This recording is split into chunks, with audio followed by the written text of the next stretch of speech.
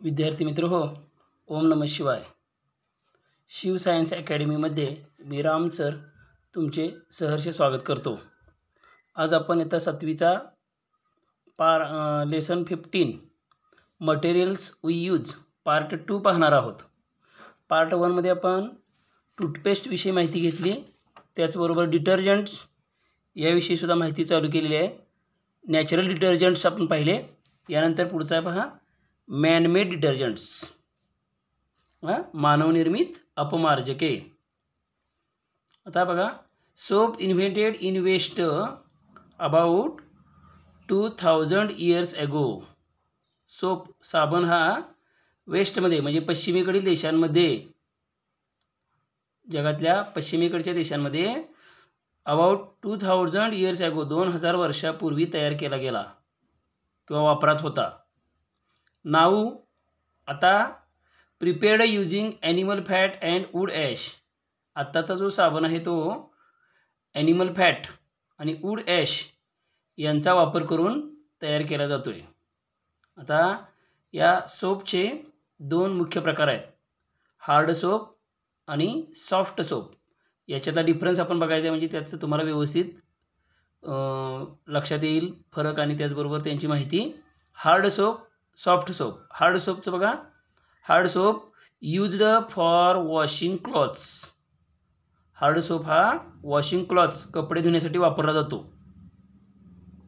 Soft soap used for bathing, हा आंघोळीसाठी वापरला जातो सॉफ्ट सोप. हार्ड सोपचं पुढचा फरक काय बघा, it is sodium salt of fatty acids. Fatty ॲसिड्सचा हा सोडियम साल्ट आहे, सोडियम क्षार असतात यामध्ये. सॉफ्ट सोपमध्ये it is potassium salt of fatty acids, यामध्ये पोटॅशियम साल्ट्स असतात. ठीक आहे. पुढं हार्ड सोपमधला तिसरा मुद्दा, it may harmful for skin. Excessive use, जादा वापर, it may harmful for skin, तो त्वचेवर काय करू शकतो, हानिकारक परिणाम करू शकतो hard soap. Soft soap it does not cause irritation of skin, हा स्किनसाठी हार्मफुल नाही किंवा इरिटेशन म्हणजे त्वचा खराब होत नाही याच्यामुळं, सॉफ्ट सोपमुळं. पुढं यानंतर बघा सोपविषयी पुढं काय माहिती दिलेली आहे बघा, in hard water of wells and tubewells. जे हार्ड वॉटर असतं, ज्याला आपण दुष्फेन पाणी असं म्हणतो, हार्ड वॉटर म्हणजे दुष्फेन पाणी. काही वेल्स आणि ट्यूबवेल्सचं पाणी हार्ड वॉटर असतं.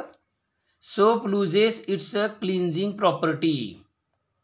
या पाण्यामध्ये सोप काय होतो, त्याची क्लिन्झिंग प्रॉपर्टी म्हणजे स्वच्छ करण्याची क्षमता त्याची नष्ट होते. ॲज, कारण not give leather but forms a scum. त्याच्यामध्ये त्याचा लॅदर फेस तयार होत नाही, तर स्कम त्याचा साका तयार होतो. त्यामुळे त्याची क्लिन्झिंग प्रॉपर्टी कमी होते किंवा नष्ट होते हार्ड वॉटरमध्ये.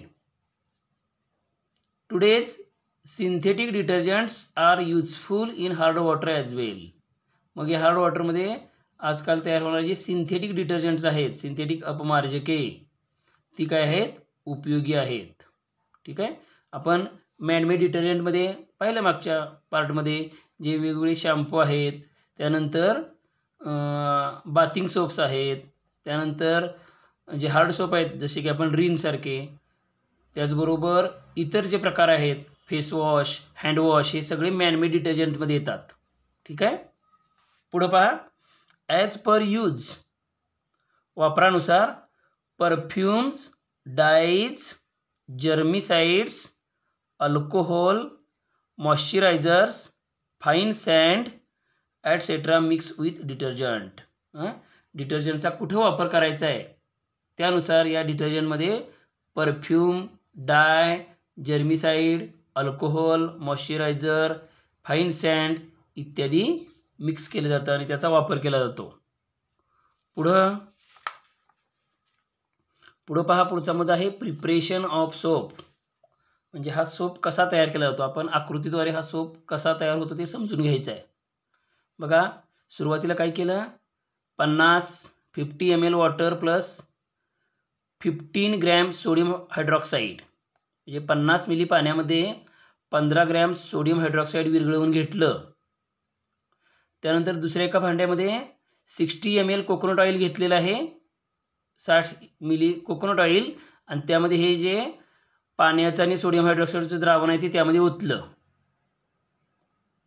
या द्रावणाला आपण खालून उष्णता द्यायला चालू केली आहे, हिटिंग चालू केलेलं आहे, आणि त्याचबरोबर ते ढवळायचं सुद्धा चालू केलं आहे, स्टिरिंग, हिटिंग आणि स्टिरिंग चालू केलं आहे. आणि हे जवळजवळ 10 मिनटं काय केलेलं आहे ते आपण तापवलेलं आहे. ते उतू जाणार नाही याची काळजी घेतलेली आहे, त्यासाठी स्टिरिंग ढवळणं सारखं चालू ठेवलेलं आहे. त्याचबरोबर दुसऱ्या एका ठिकाणी 200 ml वॉटरमध्ये 200 मिली पाण्यामध्ये 15 ग्रॅम साल्ट किंवा 15 ग्रॅम मीठ हे विरघळवून घेतलं, आणि हेच सुद्धा द्रावण या पहिल्या द्रावणामध्ये, म्हणजे ज्यामध्ये coconut oil, sodium hydroxide, water होतं, त्यामध्ये हे नंतरचं जे 200 ml पाणी आणि 15 ग्रॅम साल्ट मिक्स करून जे पाणी ओतलं ते सुद्धा यामध्ये ओतलं, आणि स्टिरिंग चालू केलेलं आहे, स्टिरिंग चालूच ठेवलेलं आहे. त्यानंतर काय होतं, याच्यावर या सोपचा असा गोळा एक तयार होतो. हे नंतर 10-12 मिनटानंतर हे काय केलं आपण, हिटिंग थांबवलं, आणि थोड्या वेळानंतर जो त्यावर तरंगणारा जो सोप आहे तो आपण काय केला, या पद्धतीनं त्या साच्यामध्ये, चौकोनी साच्यामध्ये त्याला आकार दिला आणि आपण सोप तयार केला. या पद्धतीनं प्रिपरेशन ऑफ सोप म्हणजे साबण तयार केला जातो. या पाठामधला शेवटचा मुद्दा आहे सिमेंट, किंवा शेवटचं मटेरियल आहे सिमेंट. 2 मटेरियल आपण पाहिले, टूथपेस्ट आणि डिटर्जंट. त्यानंतर तिसरं आहे cement. It is dry greenish grey powder. Cement म्हणजे काय असतं, ड्राय, शुष्क अशी, ग्रीनिश हिरवट रंगाची ग्रे पावडर असते, विथ फाईन पार्टिकल्स, बारीक बारीक कणांची बनलेली. Portland cement is most commonly used for construction work.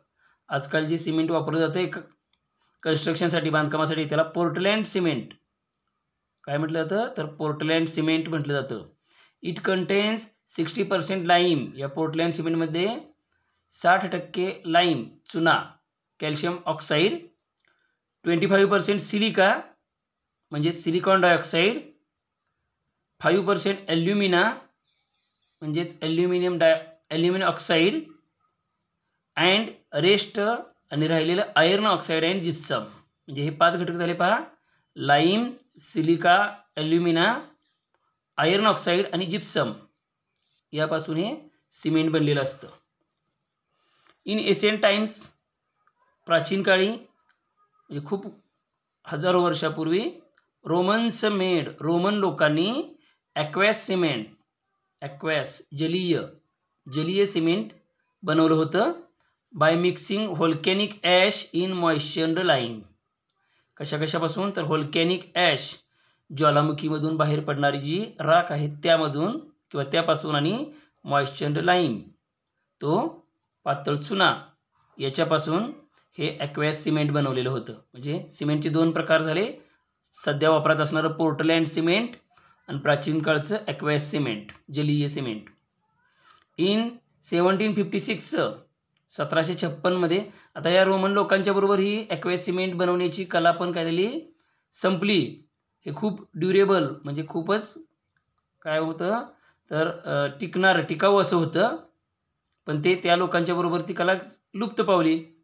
In 1756 मध्ये ब्रिटिश इंजिनियर जॉन सेम्प्टन, ब्रिटनमधला एक इंजिनियर आहे जॉन सेम्प्टन, मेक ॲक्वॅस सिमेंट अगेन. त्यानं पुन्हा ही ॲक्वॅस सिमेंट पुन्हा बनवण्याची पद्धत शोधून काढली.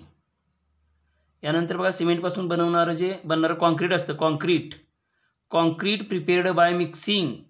कॉन्क्रीटमध्ये काय काय असतं, cement, sand, gravel, water. Cement, वाळू, खडी आणि पाणी यापासून कॉन्क्रीट बनवलं जातं. ठीक आहे, इथे हा पार्ट 15 मटेरियल्स वी यूज संपलेला आहे. या नोट्स लिहून घ्या, त्याचबरोबर या धड्याचं वारंवार वाचन करा, म्हणजे तुम्हाला हा पाठ व्यवस्थित समजेल. हा व्हिडिओ जर तुम्हाला आवडला असेल तर तुम्ही सबस्क्राईब करा. आजच्यासाठी राम राम.